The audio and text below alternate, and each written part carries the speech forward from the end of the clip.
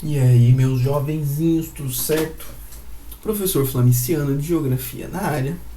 Estamos aí hoje para falar de um tema, um tema muito importante para a geografia, tipo, muito importante mesmo, principalmente para estudar o mundo atual, que é a globalização. A gente vai partir de uns conceitos mais básicos para depois chegar em umas ideias um pouco mais avançadas, mas assim, vamos tratar disso de maneira bem breve. O vídeo provavelmente vai ficar um pouco longo, porque esse tema é difícil de falar dele muito rápido, senão a galera não vai entender nada. Mas vamos lá, não vamos perder muito tempo. É isso aí. Globalização é um processo de integração política, econômica, cultural mundial, marcado pelos avanços dos meios de transporte e de comunicação. É isso. Quando a gente fala de globalização, você tem que pensar em conexão. Você tem que pensar em integração entre os espaços. A geografia é a ciência dos espaços. Por isso que globalização é uma parada tão importante. Um espaço se integrando, estabelecendo relações com os outros. E esse processo vem sendo cada dia mais forte conforme avançam as tecnologias de comunicação e de meio de transporte, as duas principalmente. Só você imaginar, né? Hoje você vai de norte a sul do Brasil em algumas horas, né? Você pega um avião. Imagina fazer essa viagem há 100 anos atrás, ou há 200 anos atrás. Imagina você ir do Rio Grande do Sul até o Amazonas a cavalo. Quantos cavalos você ia precisar, entendeu? Quanto tempo ia demorar para você chegar lá? Então, antes, os espaços tinham uma integração muito menor. As informações demoravam muito mais para circular. As pessoas, as mercadorias, tudo demorava mais para circular. E conforme essas tecnologias foram avançando, a circulação foi ficando cada vez mais rápida, mais intensa e mais forte, né? Então, seja meio de transporte de pessoa, de mercadoria, seja comunicação, informação, né? Hoje você pega seu celular, manda uma mensagem para uma pessoa que está na China, para uma pessoa que está nos Estados Unidos, e ela recebe essa mensagem quase que instantaneamente, né? Globalização é isso daí, é a integração entre os espaços. Ó, várias figurinhas que não ajudam em nada, né? Mas é a vida. Aí, ó, conexão, integração. Isso daí é globalização. Integração política, integração econômica e cultural do mundo inteiro. Tudo bem. Começou na época do mercantilismo, com as grandes navegações. Ora bolas, para o mundo se conectar, primeiro ele precisa se conhecer. Pensa bem, há pouco mais de 500 anos atrás, os europeus, por exemplo, mal sabiam que a América existia. Então como que você vai ter uma globalização se os espaços não se conhecem? Primeiro eles precisam ter contato. Por isso que a gente diz que a globalização ela começou com as grandes navegações, ok? A gente disse que começou ali, na época do mercantilismo, né? Pergunta para o seu professor de história, dá uma pesquisada, né? Mercantilismo, a época que o país mais rico era aquele que tinha mais metais preciosos, que foi o que Portugal veio procurar aqui, no final das contas. Mas é isso, ó, com a Europa estabelecendo relações com outras partes do mundo, que começou a globalização. Claro, falando assim, parece muito bonitinho, né? Mas a gente sabe que a história não foi um conto de fadas. Na verdade, esse processo de grandes navegações foi um grande processo de dominação, de escravização e de roubo de recursos, né? Então, e de tomada de território. Mais de 90% da população indígena que existia no Brasil desapareceu nesse processo de dominação. Então não é uma historinha bonitinha, tá? A globalização, ela já começa de maneira desigual, ela já começa com um espaço dominando o outro. Então nem tudo são rosas. A gente fala, globalização, integração entre os espaços. Ai, que legal, eu tenho celular, eu tenho internet. Joia, mas também tem a parte desigual da parada que a gente vai falar aos pouquinhos. Mas começa por aí. A globalização começa com as grandes navegações. Show de bola. A gente diz, né, que parece que o mundo está diminuindo. Como assim o mundo está diminuindo? Antigamente, as distâncias pareciam muito maiores.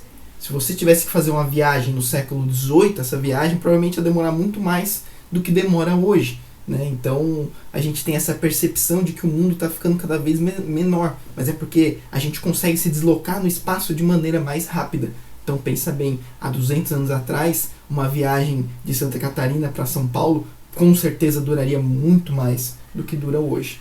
Mas isso aí é só uma percepção. Tudo bem. Seguimos. Pelo mundo circulam mercadorias, pessoas, capital e informações. Bom, isso aqui não precisa muito explicar, né? Exportação, importação de mercadorias, pessoas viajando para lá e para cá, trabalho, morar no lugar, não sei o que, turismo, circulação de capitais, dinheiro, de investimento e de informações, né? De informações de todos os tipos, principalmente com o advento da internet. Conforme a tecnologia avançou, a globalização se tornou mais forte. Joia, acho que isso já ficou claro. Com o advento da internet, o mundo está mais conectado entre si do que nunca. Sim, né? Imagina, você consegue fazer a informação circular de maneira muito mais fácil com a existência da internet, né? Eu não estaria disponibilizando esse vídeo para vocês se não fosse a internet. Durante esse tempo de pandemia, não teria como ter aula se não fosse a internet. Tudo bem. Agora, este termo aqui, ó, é um termo que surgiu aí e foi mais nos últimos anos. Ele parece um termo muito difícil, mas se você analisar parte por parte, ele é tranquilo. Revolução técnico-científico-informacional. 3 palavrinhas. Revolução técnica, porque o modo de fazer as coisas foi revolucionado nas últimas décadas. Científico, por causa do avanço da ciência. Informacional, por causa da circulação de informações com internet, computadores e celulares. Então, revolução técnico-científico-informacional. Isso começou a ocorrer principalmente a partir da década de 70. Okay? Então, isso daqui está tudo meio que conectado a essas novas tecnologias que surgiram. Pensa bem, foi tudo mais ou menos ao mesmo tempo, alguns anos depois. Internet, telefone, depois o celular, computadores, depois a internet, e tudo isso surgiu junto, formando um mundo diferente, né? Então vamos, informática, computadores, robótica, né? Você fazer robô para produzir as coisas. Então isso é algo muito comum em diversos tipos de indústria, que tem máquinas produzindo as coisas. Telecomunicação, né? Telefone, celular e tal. Indústria química, biotecnologia, engenharia genética. Então hoje você modifica até código genético de semente para a planta nascer de um jeito diferente, né? Os famosos transgênicos. Tudo isso daí faz parte dessa revolução. Só que a gente vai focar mais na parte informacional, né? A revolução informacional ocorreu com a difusão das telecomunicações, telefones, celulares, computadores, internet. Informacional. Informação. Então, o que acontece? A internet, os celulares e o computador faz com que as informações circulem de maneira muito intensa, muito mais rápida e muito mais instantânea. O negócio acontece nos Estados Unidos, dá 1 minuto, a gente já está sabendo aqui.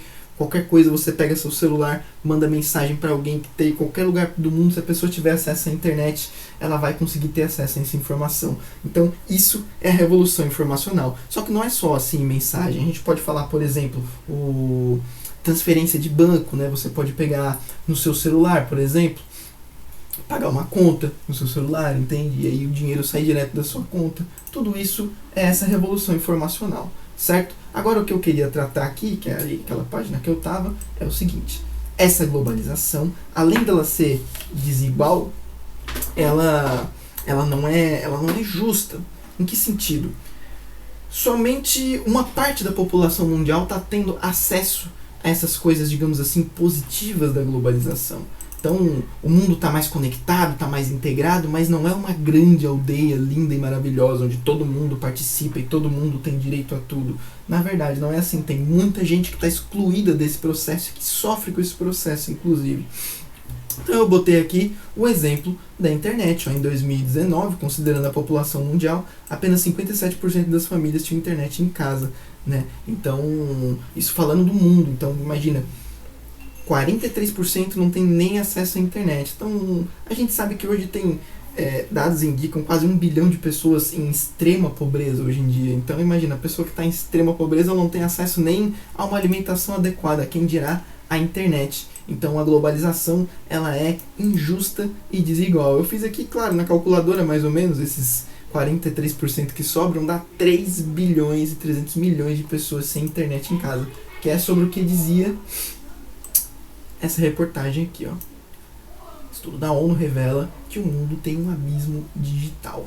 Então, é isso aí. Nem todo mundo está integrado nessa globalização da mesma maneira, né? Então, a gente tem aí uma grande desigualdade. E essa desigualdade se reflete de diversas maneiras. As tecnologias mais avançadas são controladas por um pequeno grupo de empresas multinacionais e governos desenvolvidos. Então, a gente tem muita tecnologia. Só que é o seguinte: quem tem a tecnologia produz as coisas e vende, e ganha muito dinheiro com isso.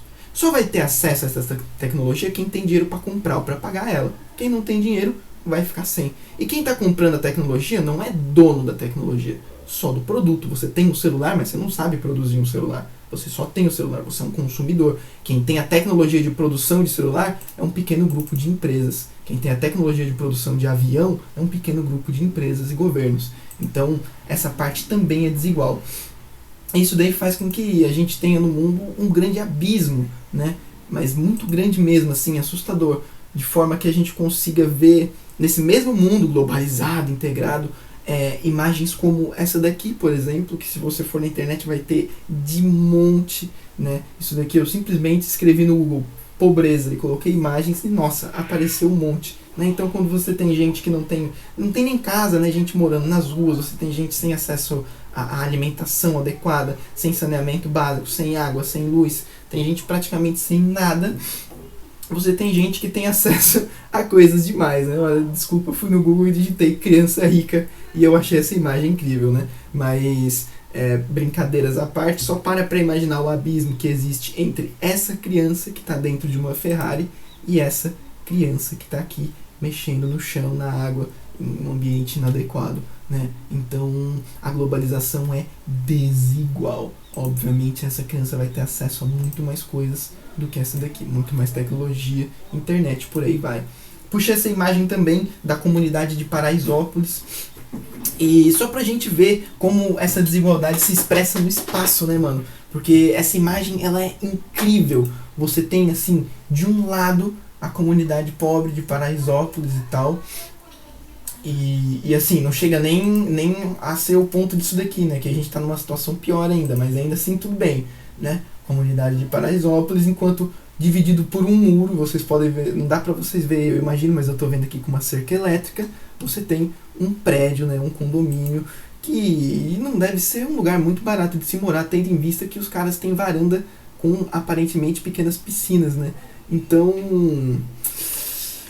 a globalização é desigual, meus jovens. Essa é uma das lições de hoje, tá? Nem todo mundo tem acesso a isso da mesma maneira. Tudo bem, mudando um pouquinho de tópico, outro ponto importante da globalização é o neoliberalismo.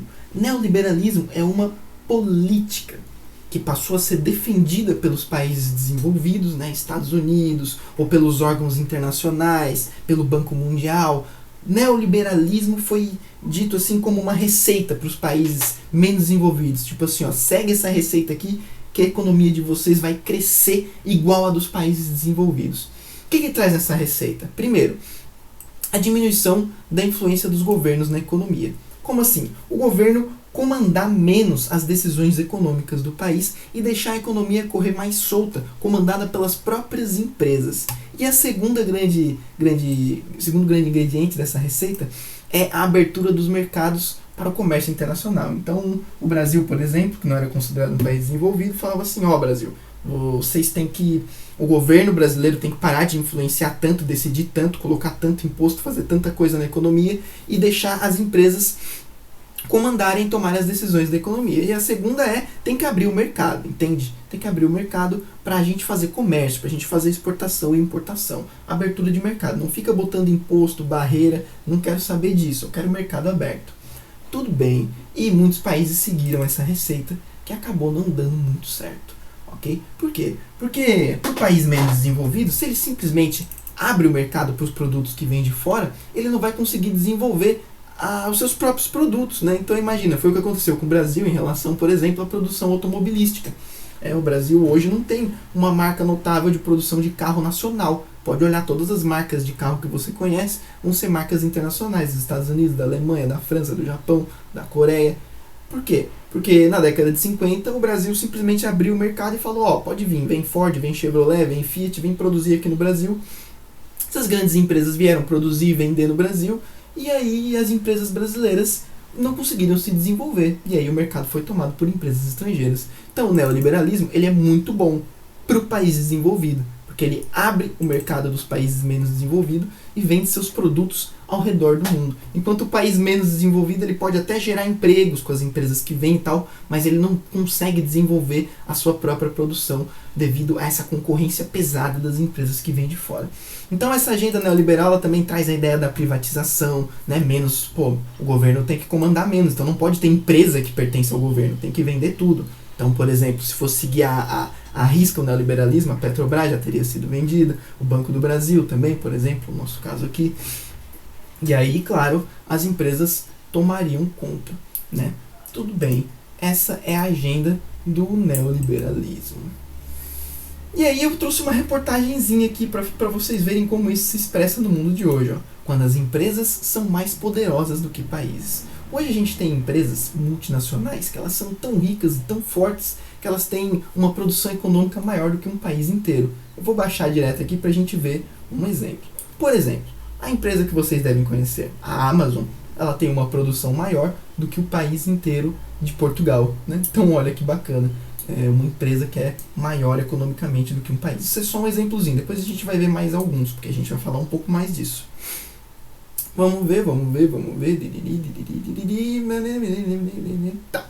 Com o aumento do poder das empresas e corporações, muitos direitos trabalhistas foram perdidos ou reduzidos. Claro, sem o governo para regular a parada e deixando a economia correndo solta de acordo com o neoliberalismo, claro que as empresas, tendo mais poder, elas vão diminuir os direitos trabalhistas. Por quê?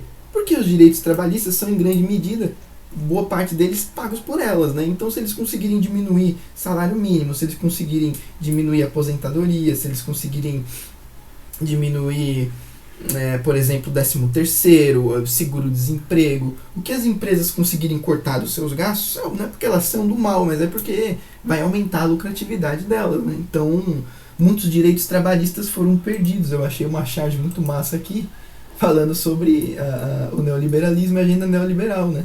Tá aqui um governante aqui, a população aqui, e ele falando, ó, galera, pode vir que é seguro. Mas aí quando você vê a ponte, ó, corte de direitos, no caso do Brasil, fim do SUS, que é uma parada pública, né, teria que ser privatizada, de acordo com o neoliberalismo, fim das leis trabalhistas, privatização das empresas, terceirização, e aí a galera olhando assim, pensando, talvez não seja tão seguro assim esse neoliberalismo. Tudo bem, então diminuição dos direitos trabalhistas. Outra coisa que rolou com a globalização foi a formação de blocos econômicos. Então, essa integração entre os países e tal fez com que eles percebessem que se eles se organizassem em grupos, eles poderiam se fortalecer, um vender para o outro, com impostos mais baratos e tal. Eu puxei um mapinha aqui com os principais blocos econômicos do mundo, que aparentemente eu perdi. Não, tá aqui. Blocos econômicos do mundo. Olha só, tem uma penca de bloco econômico. Aqui no Brasil, ó, a gente participa do Mercosul, que é o verdinho, né? Outro muito conhecido que tem é o azulzinho claro aqui, que é a União Europeia. Mas tem vários outros. E tem outros também que não estão aparecendo no mapa aqui, porque tem uns que se cruzam, tem país que participa de mais de um bloco econômico, mas eles tentam se ajudar e se fortalecer e fazer comércio entre si. O bloco econômico mais desenvolvido do mundo é a União Europeia, que chega a ter uma moeda única entre a maioria dos países, que é o famoso euro. Muito doido. Tudo bem, isso também faz parte da globalização. Bom, o mercado financeiro ficou ainda mais forte com o aumento da importância das bolsas de valores. Pô, o mercado financeiro hoje, nossa, tem uma galera que ganha muita grana com isso, investe dinheiro nisso, né? Isso veio com a globalização também. Bolsa de valores negocia ações de empresas ao redor do mundo, entende? Então, não tem nada mais globalizado do que uma bolsa de valores, onde você consegue negociar ativos nacionais e internacionais todo dia, e todo dia fecha em alta, em baixa. Isso daí é 100% globalização. As telecomunicações e a internet aumentaram os fluxos financeiros mundiais. Hoje o dinheiro e o capital são informações, números transferidos entre contas. Olha que da hora. Então, se uma empresa compra outra, comprou por 100 milhões de reais, a empresa não vai mandar para lá 10 caminhões cheios de dinheiro, ela vai só fazer uma transferência. Hoje o dinheiro é uma informação, e isso acontece graças às telecomunicações e à internet, né? Então os fluxos financeiros estão cada vez maiores. Com o neoliberalismo e a abertura dos mercados, muitas empresas se tornaram multinacionais, atuando em vários países, algumas quase no mundo inteiro, como o McDonald's. Citei um exemplo aqui, né? A globalização fez com que existam empresas globais, assim, que atuam no mundo inteiro, né? Então o McDonald's é só um exemplo, mas pô, imagina a Coca-Cola. Praticamente qualquer país do mundo que você for viajar, se você entrar numa lanchonete, vai ter uma Coca-Cola lá. Imagina que loucura, né? A gente tem grandes grupos, ó, que comandam conglomerados de empresas. Olha só que da hora, meu. Coca-Cola não é só a Coca-Cola, ela trabalha com várias marcas diferentes, ó, Coca-Cola, Kraft, muito louco, ó. A Nestlé, olha o tanto de coisa que tem sob o comando da Nestlé, velho. Não é só comida não, tem coisa até Garnier, mano, ó. Muito doido, né? Então, tem empresas poderosíssimas, poderosíssimas, poderosíssimas, com muita grana, que vendem produtos ao redor do mundo, produzem ao redor do mundo. E aí, vamos ver mais um exemplo aqui, por exemplo, a Apple, Apple é ótimo, né? A Apple, ela tem poder econômico, uma produção econômica maior do que o país da Bélgica, né? Olha que loucura, velho. Então você vai ver, tipo, as 100 maiores produções do mundo, vai ter países e empresas ali dividindo espaço. Sem contar que tem outras empresas muito mais fortes, né? A Microsoft também ganha de Portugal. Portugal só levando lavada aí. A Walmart ganha da Espanha. Olha que massa. É isso aí. Isso daí é globalização. Por que essas empresas vão para outros países, velho? Não é só para vender produto, mas às vezes elas vão lá também para se aproveitar da mão de obra barata do país. Então pensa bem, um trabalhador colombiano deve cobrar muito menos do que um trabalhador americano. Então vale a pena, por exemplo, para a Chevrolet montar uma fábrica na Colômbia e contratar trabalhadores colombianos para fazer a mesma coisa que um trabalhador estadunidense faria, só que num preço muito mais barato. Além disso, também usa os recursos naturais desse país. Por isso que tem muitas empresas de países desenvolvidos que vão produzir em países menos desenvolvidos. E aí lá eles se aproveitam dos trabalhadores, dos recursos naturais, normalmente pagam impostos mais baixos e ainda já aproveitam e já vendem os produtos lá. Assim que essas multinacionais ficam tão fortes, né? Olha aí, ó, várias multinacionais produzindo e vendendo e lucrando muito ao redor do mundo. Estamos quase lá. Aqui é só o finalzinho agora, né? Falar um pouquinho sobre os países que ficaram de fora disso. Por questões políticas, né? Vocês talvez já tenham estudado, ouvido falar da Guerra Fria, né? Vocês sabem que era um mundo bipolar e tal. E vocês também devem saber que a União Soviética perdeu essa guerra, voltou a ser a Rússia. Então, teoricamente, o capitalismo venceu, mas alguns países continuaram fechados em seus sistemas, né? Eu citei 2 exemplos aqui, a Cuba e a Coreia do Norte. Então, esses países eles ficaram bem de fora assim, da globalização, sabe? Eles são países bem fechados, tanto em circulação de pessoas, mercadorias e informações, quanto na questão dos transportes também. Tem países desses que é difícil do cara entrar, por exemplo, na Coreia do Norte, né? Já outros países não têm tanto acesso à informação, por exemplo, na Cuba, né? Então, só que, assim, a nível de curiosidade, a Cuba hoje, ela vem passando por um processo de abertura, assim, gradativo, que não está dando 100% certo, mas aos poucos a Cuba está se abrindo para o mundo e está entrando mais nesse processo de globalização, né? Eu abri aqui uma reportagenzinha, cadê a reportagem? Tá aqui, ó. Entenda como andam as reformas econômicas na Cuba. Então tem sucessos e recuos, algumas coisas, dei uma lida, algumas coisas estão dando certo, outras não, né? Então você tem aqui uma imagem muito boa, né? Que tem as cores da bandeira da Cuba, tem o cara que fez a revolução, que fez a Cuba se tornar socialista, é um dos caras mais importantes, e aqui você tem um cara, né, mexendo no celular, com um reloginho, com um tênis de marca, um cara que está aqui com diversos produtos aí que ele só tem graças à globalização e ao capitalismo, né? É uma contradição, essa imagem mostra que realmente a Cuba não está mais tão fechada assim, ela está se abrindo aos poucos.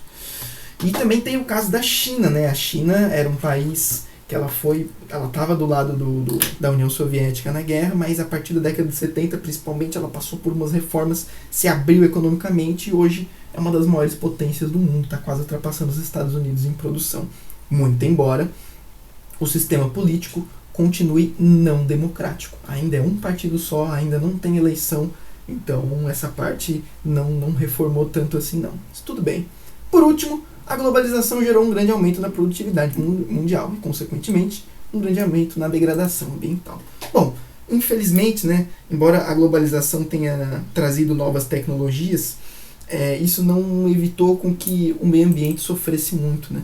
Então, o fato de algumas empresas conseguirem produzir e vender ao redor do mundo fez com que a produtividade, a quantidade de coisas que a gente produz no mundo aumentou muito nos últimos séculos, nas últimas décadas. Então, só que, infelizmente, quando a gente pensa que a produção aumenta, a gente também tem que pensar que o uso de recursos naturais, consequentemente, também aumenta, né? Então, a produção aumentou e a degradação ambiental também. Então, infelizmente, a globalização não trouxe uma consciência ambiental a ponto de a gente estar conseguindo fazer uma produção mais,